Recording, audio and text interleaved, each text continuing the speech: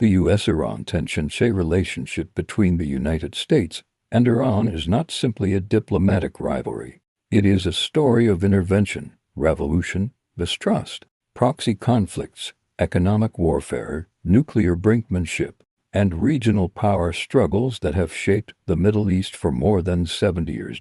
To understand modern tensions between Washington and Tehran, you have to go back to 1953 to all intelligence agencies, and a decision that would echo across generations.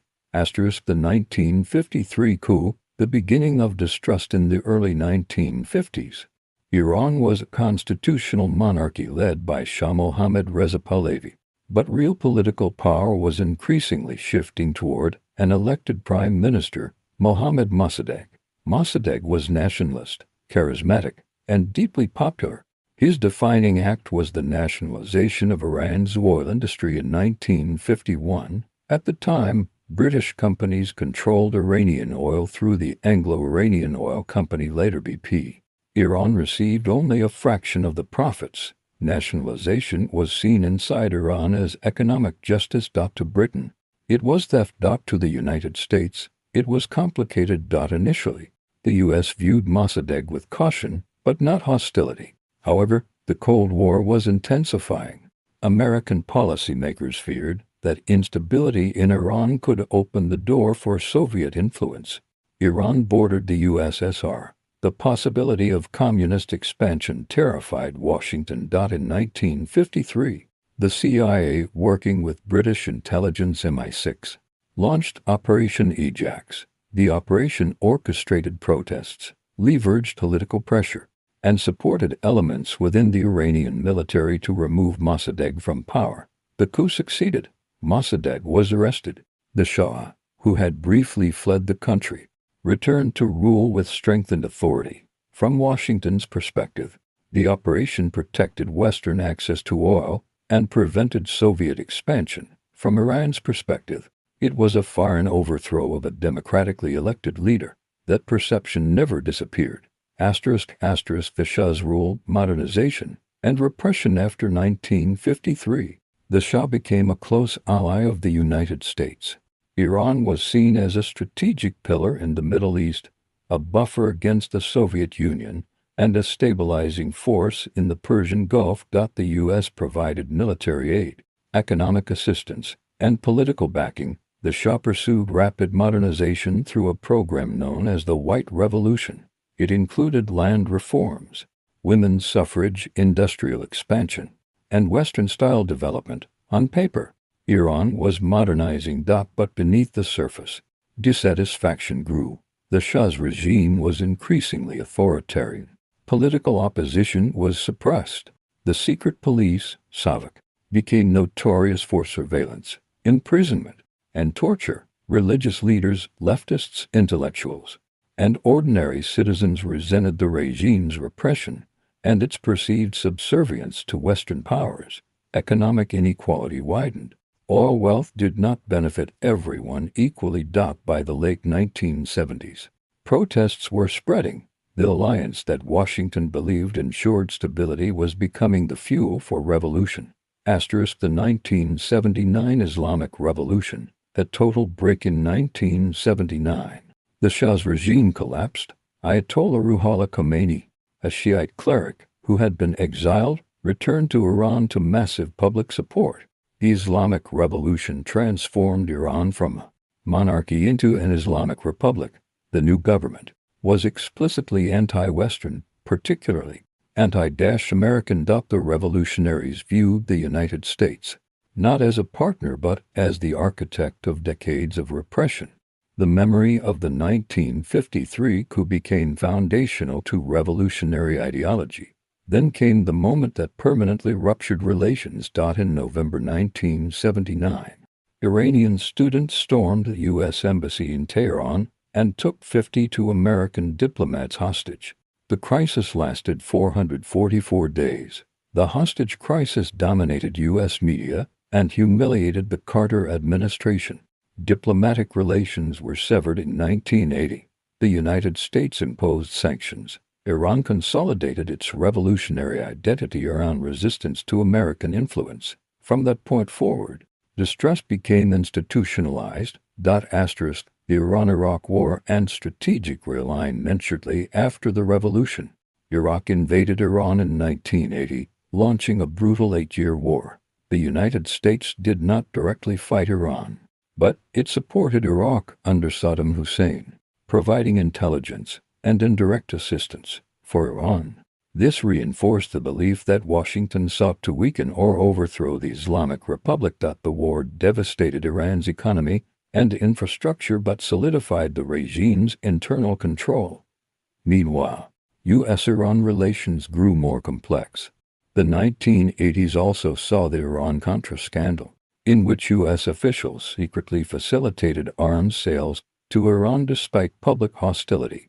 In an effort to fund anti-communist rebels in Nicaragua, the contradiction highlighted a recurring pattern: public confrontation, private maneuvering, sanctions, and containment. In the 1990s and early 2000s. U.S. policy toward Iran centered on containment. Iran was accused of supporting militant groups such as Hezbollah and Hamas. Washington designated Iran as a state sponsor of terrorism. Economic sanctions expanded. These targeted Iran's energy sector, banking system, and access to international markets. The goal was to pressure Iran economically without direct military confrontation. Then came the nuclear issue. The nuclear crisis in the early 2000s. International inspectors uncovered previously undisclosed Iranian nuclear facilities. Iran insisted its nuclear program was for peaceful energy purposes. The United States and several European countries suspected that Iran was seeking nuclear weapons capability. The possibility of a nuclear-armed Iran alarmed Israel, Gulf states, and Western powers. Sanctions intensified. The United Nations Security Council imposed multilateral sanctions. The U.S. enacted additional unilateral measures, cutting Iran off from the global financial system and targeting oil exports. Iran's economy suffered severely. Inflation rose, currency value fell, oil revenues declined, but Iran did not abandon its nuclear program. Instead, enrichment levels fluctuated in response to negotiations and pressure. The situation teetered between diplomacy and the threat of military strikes. The JCPOA had diplomatic breakthrough in 2015. After years of negotiations, Iran and the P5+1 countries, the U.S., UK, France, Russia, China, and Germany, signed the Joint Comprehensive Plan of Action JCPOA. The deal imposed strict limits on Iran's nuclear program, reduction in uranium enrichment levels significant decreasing, centrifuges in Tehran Atomic Energy Agency (IAEA), inspections limits on stockpiled enriched uranium in exchange. Nuclear-related sanctions were lifted. Supporters argued the deal prevented Iran from developing a nuclear weapon and opened the door to diplomacy. Critics argued it did not permanently eliminate Iran's nuclear ambitions and failed to address ballistic missiles or regional activities. For a brief period, tensions eased, but the détente did not last. U.S. withdrawal and maximum pressure. In 2018, the United States withdrew from the JCPOA under the Trump administration. Washington reimposed sweeping sanctions under maximum pressure campaign aimed at forcing Iran into a broader agreement. Iran's economy contracted sharply. Oil exports plummeted. In response, Iran began gradually breaching JCPOA limits, increasing uranium enrichment levels, and reducing cooperation with inspections. The nuclear issue re-escalated. Meanwhile, regional tensions intensified. Regional proxy conflicts. U.S.-Iran rivalry increasingly played out across the Middle East. In Syria, both countries backed opposing sides of the civil war. In Iraq, Iranian-backed militias gained influence after the U.S. invasion in 2003 destabilized the region. In Yemen, Iran was accused of supporting Houthi rebels, while the U.S. supported Saudi-led coalitions. The Persian Gulf saw incidents involving oil tankers and drone shoot-downs. The confrontation remained indirect. until January 2020. Asterisk. The killing of Qassem Soleimani in January 2020. A U.S. drone strike in Baghdad killed Iranian General Qassem Soleimani, commander of the Islamic Revolutionary Guard Corps' Quds Force. Soleimani was a key architect of Iran's regional strategy.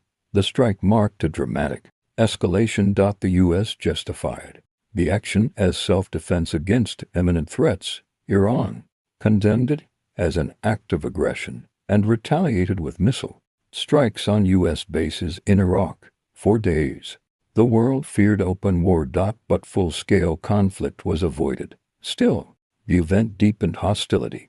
Asterisk. Nuclear escalation and diplomatic stalemate forged to revive the JCPOA resumed but stalled repeatedly.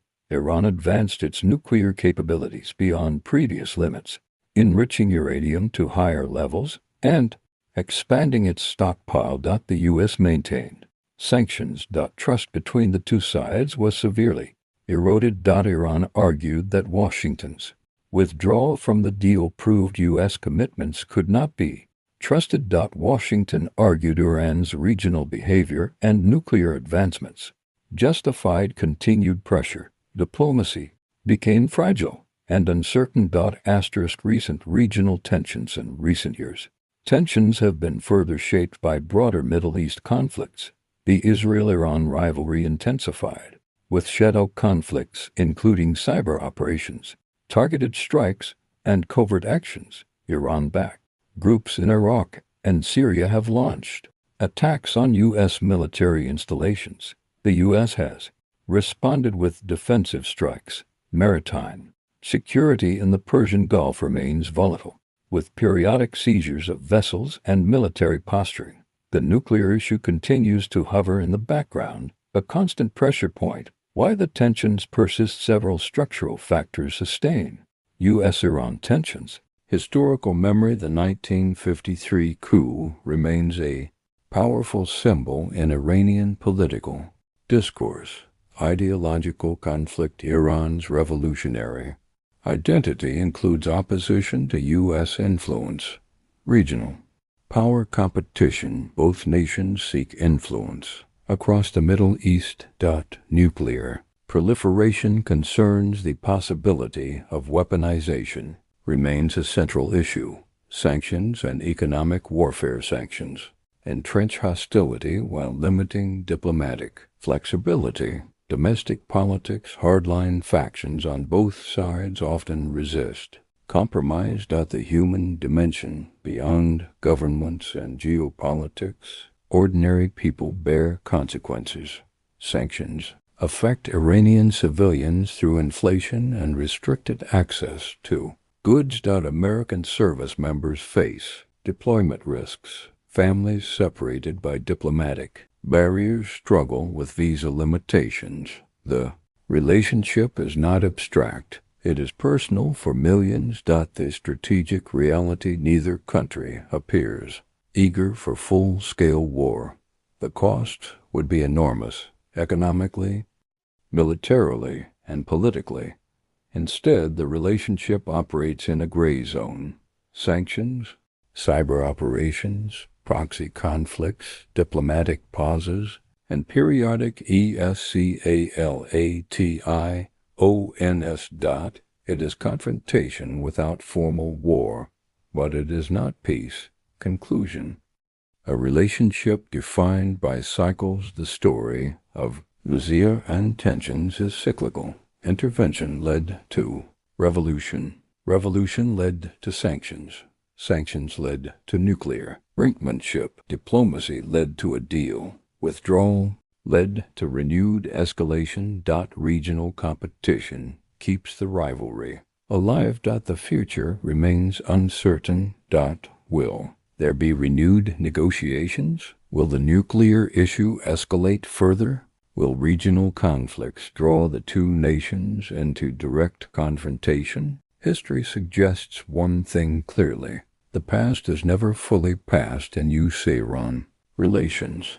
The decisions made in 1953 still echo in Tehran's political speeches. The events of 1979 still shape Washington's policy, debates, and until both sides reconcile historical grievances with present realities, tension will remain not an anomaly, but the defining feature of the relationship. The story continues. If this deep dive into U.S Iran tensions helped you understand the history behind today's headlines, don't stop here. Like this video to support more fact-based geopolitical breakdowns. Comment your thoughts below. Do you think diplomacy is still possible between the U.S. and Iran? Subscribe to the channel for powerful, detailed stories that unpack the events shaping our world. Stay informed, stay curious, and I'll see you in the next story.